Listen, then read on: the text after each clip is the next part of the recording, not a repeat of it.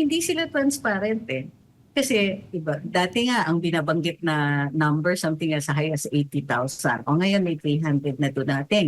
So parang ang sinasabi nila, o kita nyo, 300 lang. Your fears are unfounded. Teka muna, hindi nyo pa nga sinasagot ang mga katanungan. So nandito ang mga Afghan refugees dahil pinaprocess sila. Dahil polisiya ng Estados Unidos na kung magpapapasok sila on long term, like for purposes of giving, let's say, political asylum or for immigration purposes, they wait it out in a third country. So yan po ay patakaran talaga sa US immigrations. So dito sila ngayon mag-iintay. Ang problema, hindi po masabi-sabi ng US sa atin exactly how long sila mag-iintay. Kaibahan pa ba ang function ngayon ng NSC dito sa mga members ng NEC sa regular functions nila talaga sa government, yung mga officials, matapos ngang matanggal itong mga napakalawak na mga experience nitong mga dating Pangulo at ng pangalawang Pangulo. Kasi kung mapapansin natin, si dating Pangulong Erap, naging mayor din yan sa mahabang panahon. Naging VP, naging presidente, at meron din siyang na-encounter dati, di ba? Sa panahon niya, nag-declare din siya ng all-out war. Sa panahon din ni PGMA, nagkaroon din tayo ng krisis, isang batikang ekonomista, naging mambabatas rin, napakalawak ng karanasan. Si dating Pangulong Rodrigo Duterte, ilang dekadang alkalde sa pinakamalaking lungsod sa buong Pilipinas, and at the same time, naging presidente, no? At may magandang rating sa taong bayan. At ito, si Vice President Inday Sara Duterte na sa mahabang panahon naging local chief executive. Ito po yung mga frontliner po na ramdam kung ano yung pangangailangan ng taong bayan, at nabanggit mo nga, hindi lang naman puro pandepensa natin, no? O kasi pag sinabi mo kasing national security, ang papasok sa isipan agad yung makukonek agad sa militar po, attorney.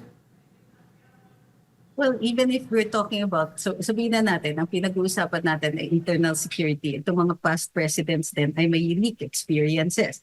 See, you're right, President Erap, remember Albarca sa yung kanyang gains sa mga Mindanao campaigns. Of course, former President GMA survived several, how do you call this, challenges sa kanyang leadership. So President Duterte as mayor was able to help resolve some of the conflicts pagdating sa insurgency. VP Inday continued that tradition. So nakikita natin na kung we're just talking about even military challenges, meron silang mga unique experiences pagdating sa ganyan. So if we're talking about threats to national security, such as military threats from insurgents and so on, then they have a lot to bring to the table. Ekonomista si former President Gloria Arroyo, so maaari siyang makapagbigay ng insights tungkol dito sa economic factors na nagko-contribute sa stability or instability ng bansa. But the unusual thing here is, isa doon sa mga pressing concerns ngayon sa bansa ay ang pagtataas ng presyo ng bilihin at lalong-lalo na ng pagkain. Nakikita natin, ito ay isang challenge sa seguridad ng bansa. Pero hindi nila pinag-uusapan. Inuuna po nila ay ang pagtanggal ng mga dating Pangulo at saka ang Vice-Presidente sa National Security Council. So ang iniintay ko ngayon, ano ang magiging polisiya? Ang National Security Council po ay policy-making body and advisory. So ano ang inaabiso nila? Nag-aabiso ba sila sa Pangulo? Sino ba ang nag-abiso para magbago ang organisasyon at ang membership ng council dito sa NSC? So these things, tama kayo. So that's why we're saying na we are not questioning yet yung legalidad ng pag-create or pag-reorganize ng council, ng National Security Council. Pero kini-question natin yung wisdom nito. Ano ba ang kinabuti ng bagong pag-reorganize sa National Security Council? Ang nakikita ko dito is they do not want dissent. Okay. At mahalaga ito, siguro parang hindi sila natututo doon sa mga dating diktadorya. Pag walang nagdi-dissent, yung opinion mo, yung information na nakukuha mo will not be tested. Kumbaga, pati yung mga proposed policies, kung lahat ng nakapaligid sa iyo ay mga yes men, then you will be the emperor without any clothes. Matatakot lahat ng tao na sabihin na kahiya-hiya ka na.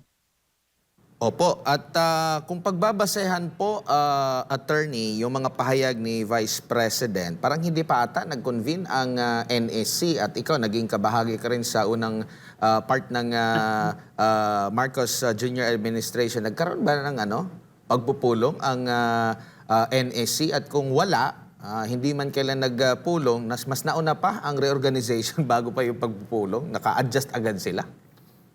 Oo nga eh. So, I think na hindi po naging priority. Kung titignan po ninyo, lalong-lalo na within the first 2 years ng Marcos Jr. presidency, hindi po, during the time na nandun ako, wala po ako natatandaan na nagpulong ang National Security Council. Although iba po kasi ang National Security Advisor at the time, it was Professor Clarita Carlos noong time na yon na hindi naman nahihiya na magpadala ng abiso niya dun sa ating Pangulo. Pero nakikita ninyo ang priorities, ang mga naging priority dito ay yung pag-travel. So within the first 3 months, nakadalawa, 3 bansa na kaagad na nadalaw pero wala pang convening ng National Security Council. Eh buti sana kung wala na tayong insurgency, kung walang existent terrorist groups na nag-ooperate sa Pilipinas at cursory examination kung ano ang mga tinutukoy ng ating Anti-Terrorism Council, eh makikita naman yung mga existent dangers sa ngayon. And aside from that, of course, naging Department of Agriculture Secretary ang ating Pangulo at aware siya doon sa mga issues tungkol sa bigas. Sa bigas pa lang marami na tayong problema. Pero even now, mismong si House Speaker ang nag-point out, ginawa na daw nila ang lahat pero tiba-tiba pa rin ng mga middlemen. So ano daw ang mga nangyayari? Nag-create pa sila ng Quintcom para tukuyin daw ng legislature ang problema pero sa ngayon, wala pa rin tayong reports from the National Security Council how this affects the stability of the country. Opo. Priorities talaga. And sila-sila lang din naman, itong mga miyembro ng NSC at nabanggit mo nga na sinabi nila na ginawa na nila ang lahat tapos babawasan pa doon sa mga may experience na makakatulong sa kanila. Correct. So kumbaga, ang magiging resulta nila, same as useless. Well, if you put it that way, I do agree. Agree naman po ako. Kasi ano ba talaga? And like I said, walang katunggali eh.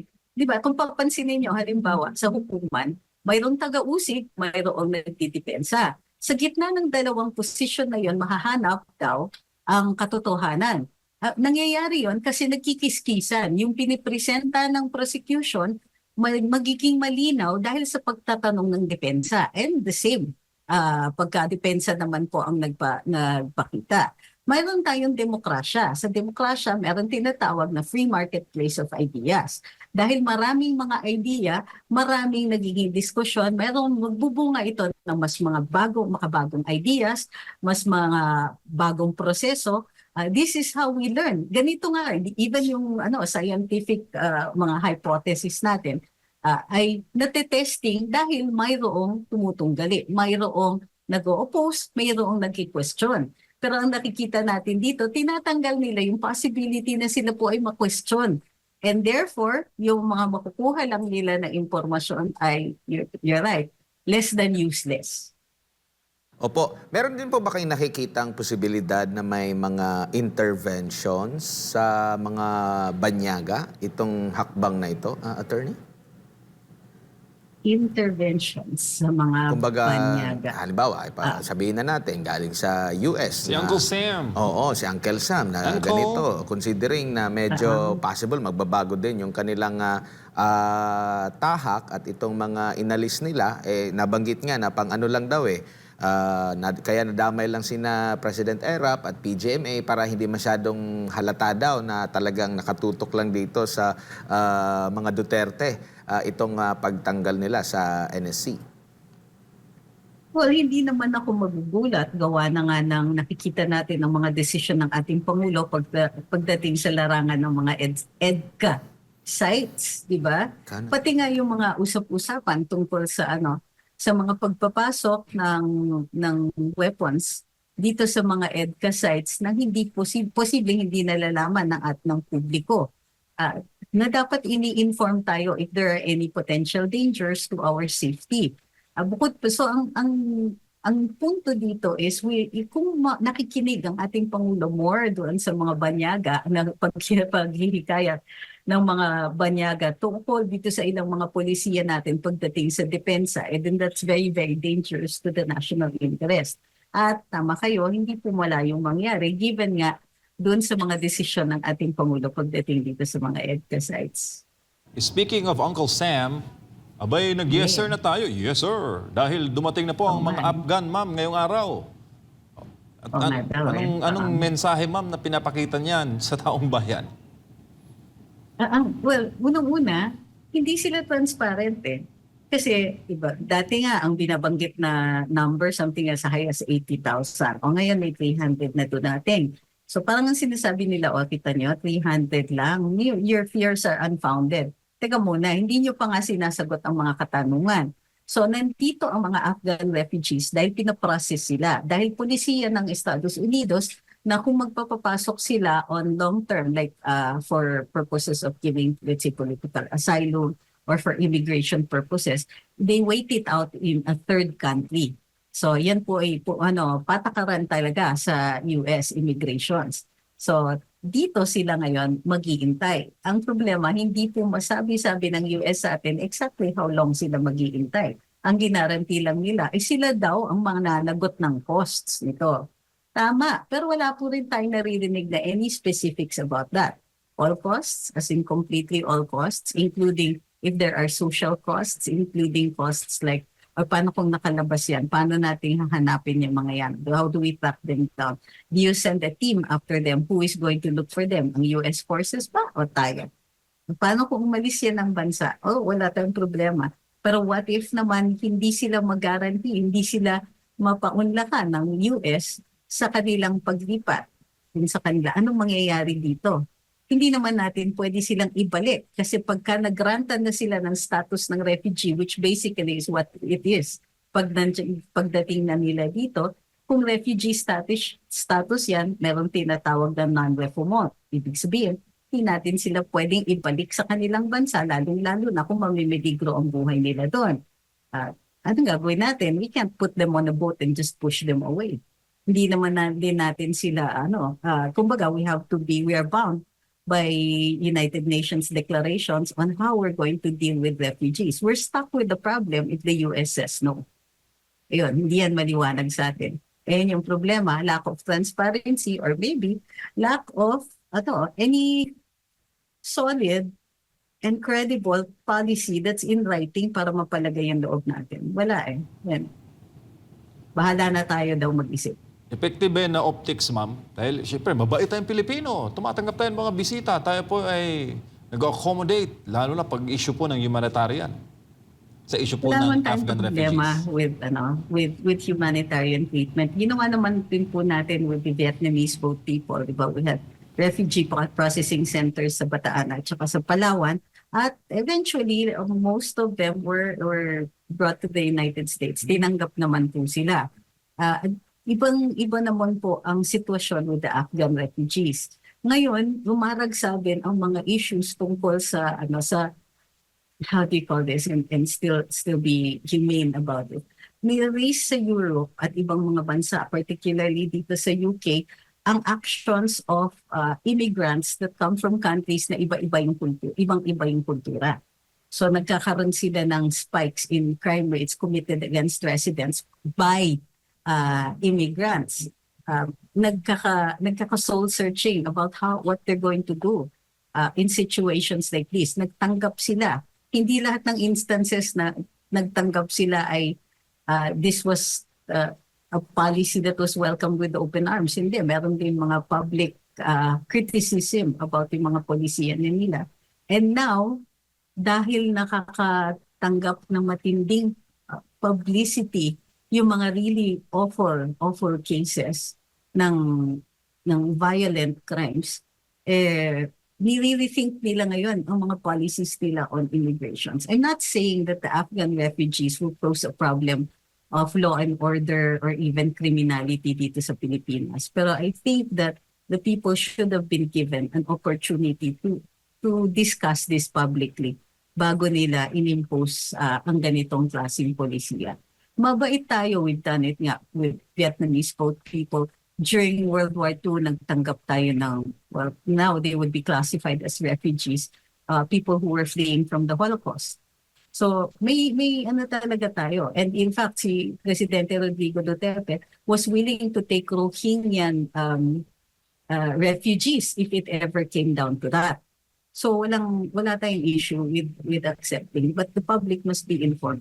Di lang yun, kailangan din na aware tayo dun sa differences ng kultura ng mga tao na ipoprocess natin and how long. We have a reasonable para sa ating mga ordinaryong mamamayan na questionin how long is this going to take.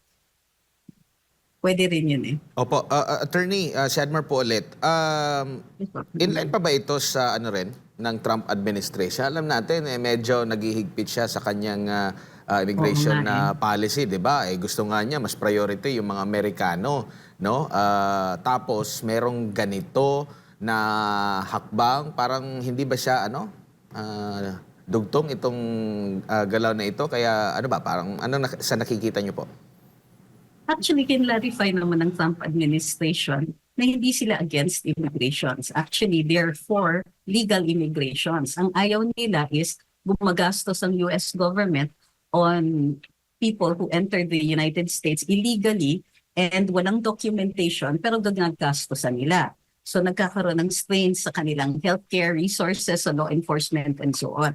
Nagkakaroon rin ng issues pagdating dun sa immigrants. Tinaasan kasi ang quotas for certain countries such as but not limited to. And this is something that they actually discussed, di ba, under the Obama and Biden administrations, yung pagtataas ng quotas allegedly doon sa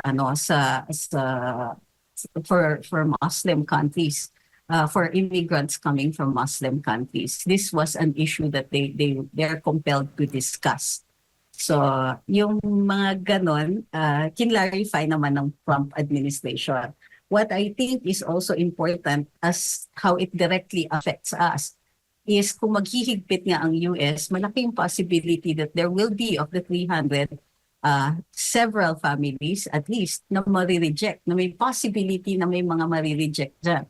What are we going to do? Sana sagutin ng US. Anong gagawin namin pag kayo na yung nag-reject? Saan nyo po ilalagay? Ito-transfer namin yung kustodiya nila sa inyo. It should be the US, but it should also be made absolutely clear na may cut-off time. Kasi baka ang sabihin nila sa atin, as long as pinaprocess pa, dapat nandyan sila. What if it takes 20 years? Kasi yung totoo niyan, ayaw nilang tanggapin. So they need to discuss these things with us and we need to make it clear. If maliwanag sa ating Pangulo, dapat sinasabi niya sa atin para mapalagay yung mga, at least yung mga katanungan ng mga mamamayan. And of course, hindi tayo, nakikita naman natin all of these other issues that are being discussed also, sa social media platforms with regard to other immigration issues that are raging across the United States and Europe. And nakikita nyo rin po ba na lahat ng mga ma-assign or lahat ng mga Afghan na nandito 100% tatanggapin? At kung hindi tatanggapin sila, kung hindi sila tatanggapin, hindi rin malinaw, di ba? Kung anong mangyayari sa kanila. Kung mananatili ba sila dito o balik sila sa Afghanistan at kung welcome pa ba sila sa Afghanistan. And ang isa sa mga tanong, bakit Pilipinas? Wala bang ka-close BFF ang Estados Unidos na mas malapit doon sa tawag nito, Afghanistan, na kailangang ibiyahe papunta pa dito sa side ng Asia tapos tsaka sila makakapasok sa Amerika? Well, I'm sure there are other countries pero tayo yung umuod. And hindi po natin nakikita any rhyme or reason for doing that. Pero I'd like to point out, because of the doctrine of non-refoulement, kung ang turing natin dito, and they will be most likely be considered refugees dito sa Pilipinas, we will not be allowed. Under international law, hindi natin sila pwedeng ibalik sa country of origin nila kung mamimiligro ang buhay nila. And that's precisely why kinukuha sila ng US kasi their continued stay sa Afghanistan, given yung kanilang cooperation with the United States and as against the Taliban, namimiligro ang buhay nila at ang buhay ng kanilang pamilya. So wala na tayong option to send them back to Afghanistan. It will be Ang only option natin is to pass off the responsibility of where they will be relocated to the US authorities. Dahil sila yung nakiusap sa atin. Buti sana kung mabilis sila magre-respond.